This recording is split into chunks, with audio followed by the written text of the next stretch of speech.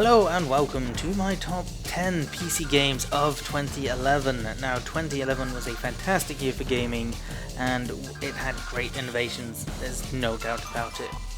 Now this is my list, so you may not agree with what's on my list, and that's alright. Keep it civil and let's dive on in.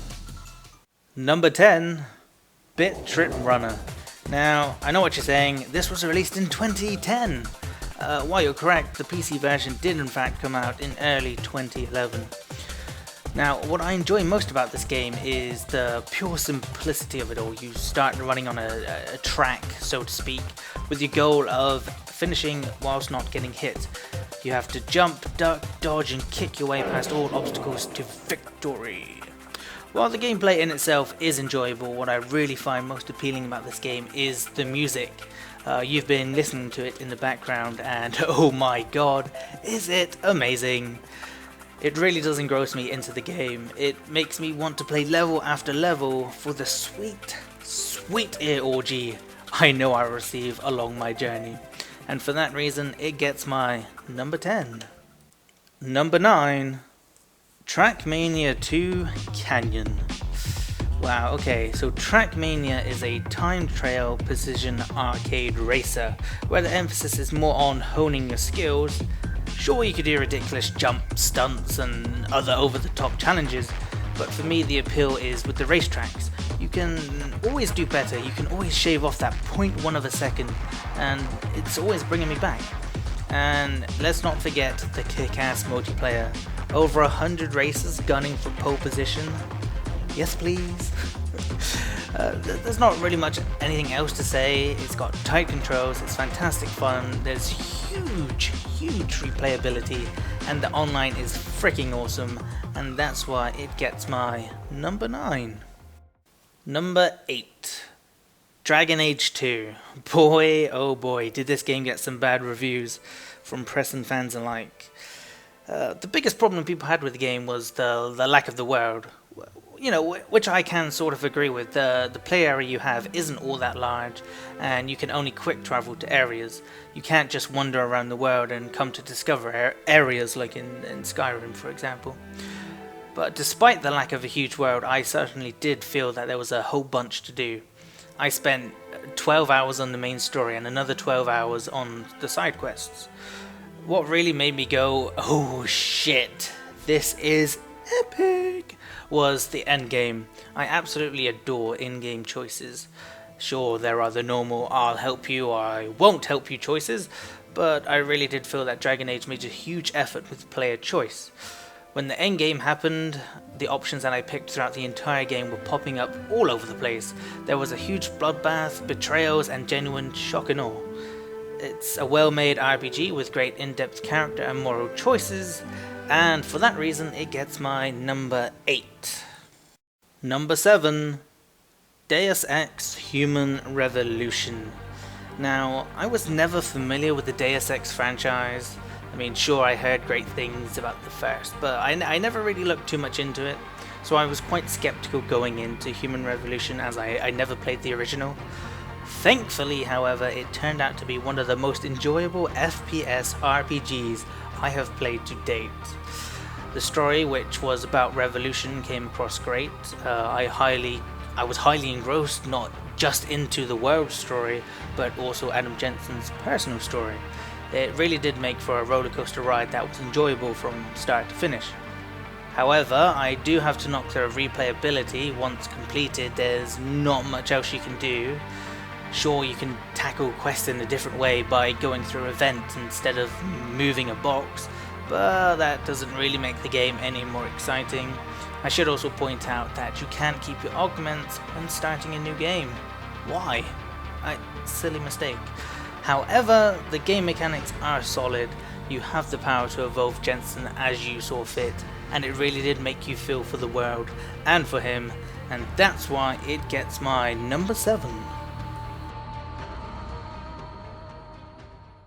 Number 6, Saints Row 3. Now, I have always been a fan of GTA, the silliness, the sheer joy you can have just sticking around in the city. Unfortunately for GTA, Saints Row came along and I instantly fell in love. I personally believe that Saints Row took the route that GTA should have stayed on. So I managed to get my hands on Saints Row 3 before it was released at Eurogamer. I was greeted at the booth by a woman who had less wool on than a recently sheared sheep, and she directed me towards the screen. And there I saw it. The magical, the majestic, the 6-foot purple dildo. Seeing such wondrous things, I knew Saints Row wasn't going to be a letdown, and boy was I right. Now, before we get into the pure silliness of it all, it has to be mentioned that the character customization for this game is huge. You can spend not only hours changing your look, but your clothes, vehicles, and you can change the color of pretty much everything. It's ridiculous. Now, of course, where this game shines is the over-the-top craziness. You can beat people with a dildo, you can fall out of the sky in a tank, then proceed to have a mid-air tank battle. Then you can be put inside a computer program only to be turned into a toilet. It's crazy.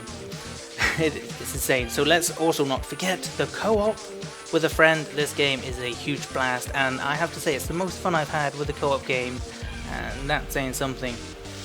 One feature I do miss, however, is the ability of having your co-op partner's character showing up in cutscenes, even more so when the character looks ridiculous and they're trying to be serious.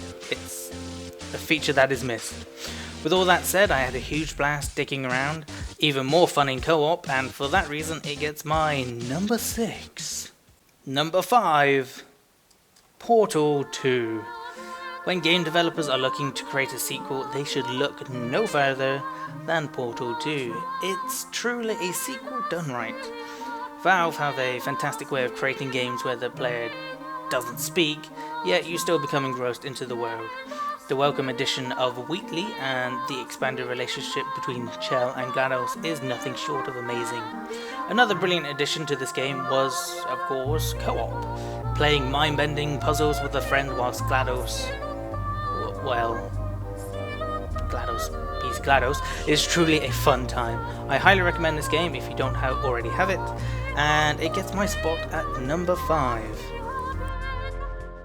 Number 4, The Elder Scrolls V Skyrim.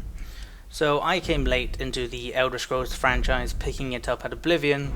Back then RPGs were completely new to me, only having played Mass Effect prior to Oblivion. And boy oh boy, what a fantastic way to be entered into the world of RPGs. I do have to say, I don't think I've ever been as excited over a trailer as Skyrim did get me. I literally could not wait to get Skyrim into my little grubby mitts. Once I did, however, I was greeted with the most well-polished, huge RPG I have ever come across. You can really tell they put their soul into this game. Every quest has a feel behind it. You never feel you're just doing something just for the sake of doing something. The way you play determines how your character levels up, and for me this is the best leveling system I've seen in a game. I really do hope that other companies who are making RPGs implement this sort of leveling system into their game, because it is jizz-tastic.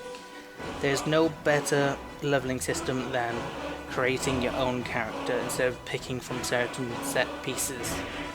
People, do it. Now, I firmly believe that most, if not all RPGs will have to live up to Skyrim standard, and God help them. Skyrim coming in at number 4. Number 3, Star Wars: The Old Republic. Arriving late in 2011, this MMO set out to revolutionize the standards of which MMOs should now follow. This is the first MMO to be fully voice acted by hundreds of voice actors, and it's truly incredible. I don't know where to start. It's the most outstanding MMO I've played to date. It took me a month to get to level 3 in World of Warcraft. I'm currently level 4 in Star Wars. That speaks for itself. For an MMO, it's really weird in the sense that there's a single player questline that you follow. However, there are side quests which are for groups. Sure, people can help you with your main quest, however they do not have the option to engage with your story, which sucks, and they also don't really reap any rewards. So that is a problem when you're trying to find a group to group quest, as most people will be off completing their own main story, which is unfortunate for an MMO. I would say look for a guild and you're golden. So there's nothing much more I can say, to be honest. It's an epic, well-made, well-balanced MMO with plenty of great content and great voice acting. If you enjoy MMOs and you haven't picked up Star Wars, then you're doing yourself a huge disservice. For those reasons, it gets my number 3. Number 2, Bulletstorm. Now, there's really only one way I can start this off. This is the game Duke Nukem Forever should have been. Now, I feel that statement sums it all up, but hell, I'm going to go into detail anyway. So what makes this game worthy of my number 2 spot is the high-paced action and the hilarious dialogue. 1 minute you're kicking people off buildings into spikes, electrocuting them, then the next you're running away from a 60-foot spiked wheel of death. It's that unpredictability that really got to me. I could never know what was coming around the corner. I never felt bored, always excited as to what I would be facing. Whether it be running from floor to floor in a collapsing building, or controlling your own robot dinosaur with miniguns. Hello, that's awesome. Like I said earlier, another place where this game shines is its humour. I've never heard so many unique insults in a game before. Ass maggot, I'll kill your dicks. Some baked asshole, fungal rimjob. Who the hell thinks up these? So not only does Bulletstorm offer high-paced action, hilarious humour, tight controls, it offers one of the most beautiful looking games of 2011. It's not as nice as the upcoming number 1, but it's pretty damn pretty. With all that said, I hope they really do make a sequel, because I would jizz my pants for a sequel. Make a sequel, please. Make a sequel. But for now, it gets my number 2 spot. Well, here it is, the game that impressed me more than any other game in 2011. This game now has a spot on my top 10 personal games, favourite games of all times. So it's now time to reveal number 1. The Witcher 2 Assassins of Kings. Now, what makes this game worthy of the number 1 spot isn't just the game, it's also the company's fan response, and I will get into detail with that a little later on, but for now we're going to focus on the game. So The Witcher 2 has to be the most in-depth RPG I have ever played. I was completely overwhelmed with the amount of options and skills I was presented with. There's no detail that's overlooked. You honestly do have to play this game to appreciate the sheer amount of detail within. Another strong point The Witcher has is its in-game choices. As you should know, I absolutely adore in-game choices that affect the story, and I'm happy to say that this game delivers, and it delivers strong.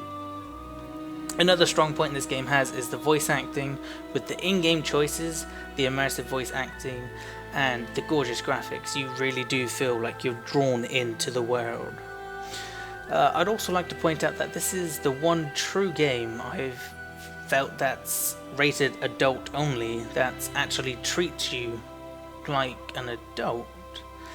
You're greeted with full female nudity, prostitution, and they're not afraid to use harsh language. You'll often hear men calling women whores, and they're certainly not afraid to call you a cunt.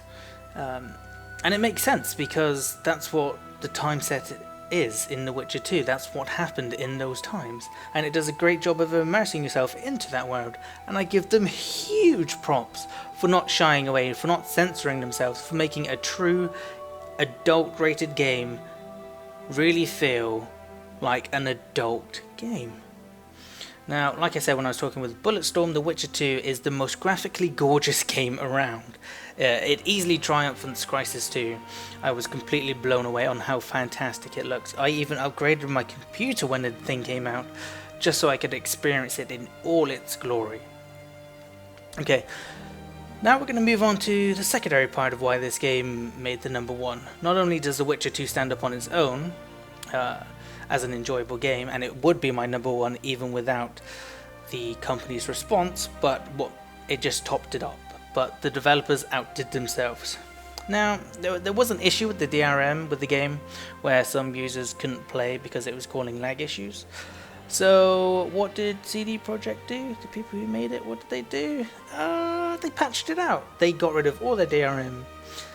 And they got into trouble with Namco Bandai as they didn't run it by them first. And that's what I find amazing. They cherish their fans so much that they're willing to get into corporate trouble just to please the fans. Now, as a consumer, I'm blown away by their dedication. They now have a long-term supporter of all their works. They're a joy of a company, and I'm 100% willing to support them throughout all their endeavors. So when you have a company that cares so much, and you have the best RPG experience of a game to date, they deserve nothing less than my #1 spot. And there we have it, my favorite games of 2011. Do you agree with me? Do you disagree? I don't know. I think I've got a pretty solid list. I'm looking forward to this year's games, more specifically Mass Effect 3. I'm interested to see how that turns out. But for now, thank you for watching. Thanks for an awesome year. And now we move on to 2012 with our heads strong and our asses sore.